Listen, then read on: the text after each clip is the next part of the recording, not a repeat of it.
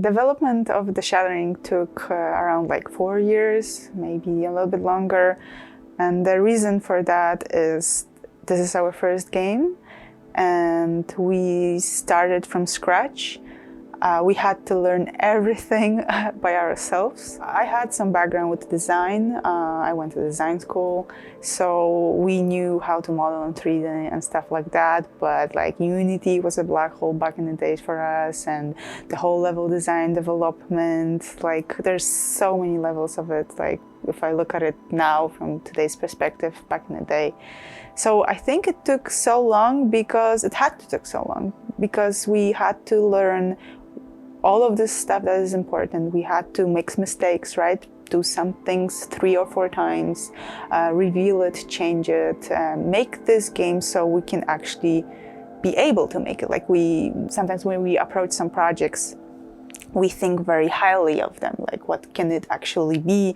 We're not able to do all of it, so we have to kind of cut, so it's actually more realistic to finish it. There was a time when we had the office, then we have to move, didn't have office for some certain time, then have office again, and this kind of change, or the people were switching, some of them were leaving, the other one were staying.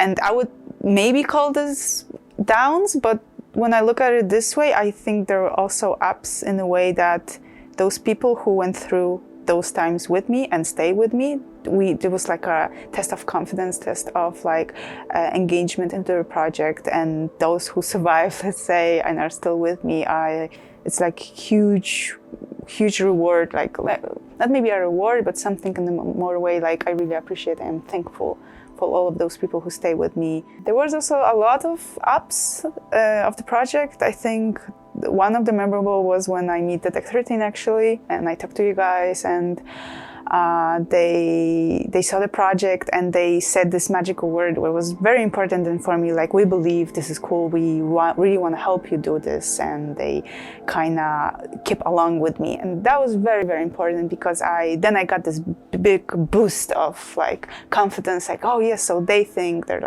know what they're doing, like obviously, and they believe it's good, so it's not just my imagination of like my little like Marta's crazy creativity, we can really do it, and people are looking forward to it. So except of that, I think I have ups and downs mostly every day.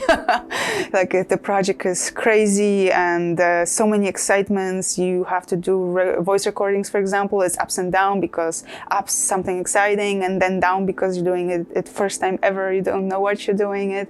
If it's like how to make it perfect, and so on and so forth. So the project's bringing me, let's say, a lot of excitement every day. So if you're in the developer and you're working on your first game, you have even an idea for this game, or you're somewhere in the middle, you think you are in the middle of it, who knows?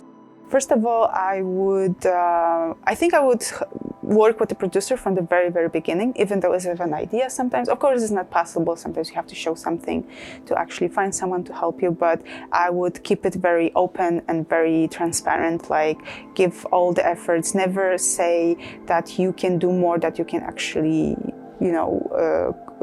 achieve.